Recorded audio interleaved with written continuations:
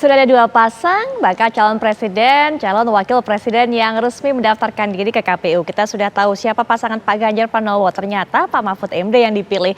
Kemudian kalau Amin, Anies Baswedan dan juga Muhaimin Iskandar memang sudah lebih lama kita mengetahui pasangan ini akan maju ke pemilu 2024. Kalau kita bicara soal bagaimana latar belakang dari profil calon wakil presiden kedua-duanya, baik Muhaimin Iskandar ataupun juga Mahfud MD sudah kami jelaskan tadi bagaimana hubungan kedekatan mereka dengan kaum Nahdliyin. Suara yang sepertinya pada pemilu kali ini disebut suara favorit, begitu banyak yang mengincar suara kaum NU dalam pemilu ini. Kemudian juga soal Jawa Timur yang sering disebut dengan istilah battleground sebagai suatu ruangan ataupun juga daerah yang terpanas, betul-betul diperebutkan.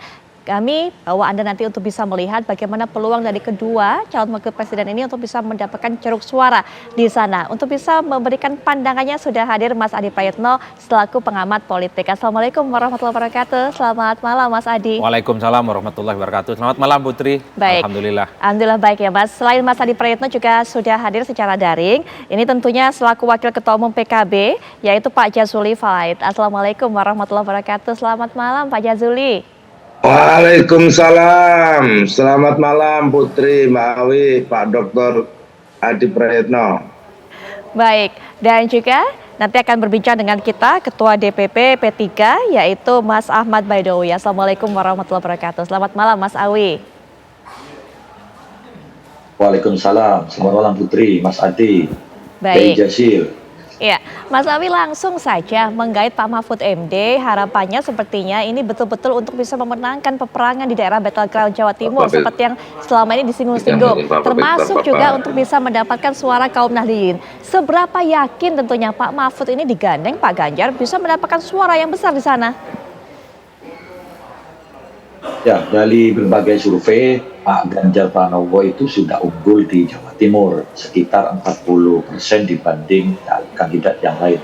Dengan menggandeng Pak Mahfud, kami berharap kemenangan di Jawa Timur yang diperoleh Pak Ganjar dengan basis suara 40% itu bisa semakin maksimal. Karena kenapa?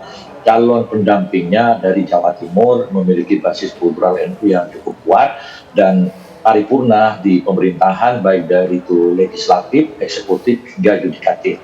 Dan ini menunjukkan bahwa kami serius menggarap Jawa Timur. Istilahnya Jawa Timur itu seperti yang disampaikan dalam sejumlah lembaga survei, bottleneck-nya ataupun battleground-nya itu Jawa Timur, karena mengingat Pak Ganjar itu di Jawa Tengah unggul luar biasa, terus di Jawa Barat agak nomor 3 kalaupun paling terakhir, dan di Jawa Timur unggul tapi masih unggulnya tidak terlalu telak. Nah, dengan menggandeng tokoh dari Jawa Timur kami harapkan bisa maksimal.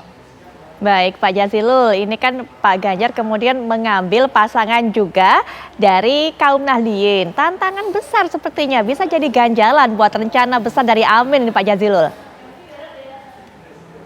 Ya, pertama kami mengucapkan selamat kepada Pak Awi sudah punya pasangan yang definitif, Pak Ganjar dan Pak Mahfud.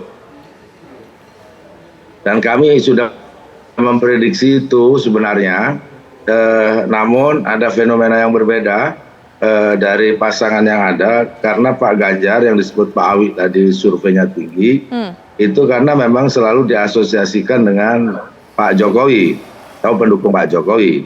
Namun kami melihat di momen ketika deklarasi maupun tadi pendaftaran tidak ada lagi yang mengkait-kaitkan antara Pak Ganjar dengan Pak Jokowi. Saya yakin seandainya nanti dilakukan survei akan terjadi perubahan yang besar di Jawa Timur. Yang kedua, terkait Pak Mahfud tentu kami sama dengan Pak Awi, kita melihat Pak Mahfud ini tokoh yang berpengalaman, namun yang berkaitan dengan irisan Nahdlatul Ulama, bahwa atau di Jawa Timur, irisan Jawa Timur, bahwa Caimin lebih teruji karena memang Caimin memiliki mesin politik. Suara PKB di Jawa Timur 4,2 juta, memiliki 19 anggota DPR RI dan 24 anggota DPRD dan ratusan anggota DPRD kabupaten kota. Nah, ini menjadi kekuatan yang berbeda dengan Pak Mahfud. Yang kedua, kalau ditilik dari kekentalan dengan identitas Nahdliyin, pasti Caimin lebih kenal karena Caimin ini cicit pendiri Nahdlatul Ulama. Belum lahir saja sudah NU. Yang ketiga bahwa hikmah Caimin atau Gus Muhaimin kepada Nahdlatul Ulama itu lebih real di Jawa Timur. Karena selama ini DPC, MUI-CNU itu menjadi mitra khidmahnya PKB. Berapa kantor yang didirikan oleh kader-kader PKB di Jawa Timur. Dan masih banyak lagi. Oleh sebab itu kami tidak terlalu terganggu, justru kami bersyukur Pak Mahfud yang dipilih untuk mendampingi Pak Ganjar. Soalnya? Karena kami bisa nakar lah. Ya Putri. Oke, baik. Mas Awi, kalau katanya Pak Jazilul ketakar kekuatannya Pak Mahfud, bahkan cenderung meragukan sepertinya Pak Jazilul kemampuan Pak Mahfud untuk bisa mendapatkan suara di Jawa Timur. Bahkan tadi juga kalau soal kadar kedekatan, lebih dekat Caimin kepada kaum Nahdliyin dibandingkan Pak Mahfud. Mas Awi. Ya, Pak Mahfud ini sebagaimana disampaikan oleh TV One memiliki ikatan yang kuat dan erat dengan Presiden keempat Republik Indonesia Gus Dur. Jadi tinggal lihat saja bagaimana sayangnya Gus Dur kepada Pak Mahfud. Beliau diangkat dari seorang wakil rektor di UII dan waktu itu ngadep Pak Hamzah juga selaku ketua P3 untuk menjadi Menteri Pertahanan dan bertahan sampai akhir dan setia sampai terakhir Gus Dur akhir hayatnya. Saya nggak tahu hubungan Caimin dengan Gus Dur seperti apa, tetapi saya membaca di media agak ada masalah. Ini kan satu persoalan juga. Yang kedua, tadi disebut terkait dengan struktur CCNU, PWNU, ya alhamdulillah.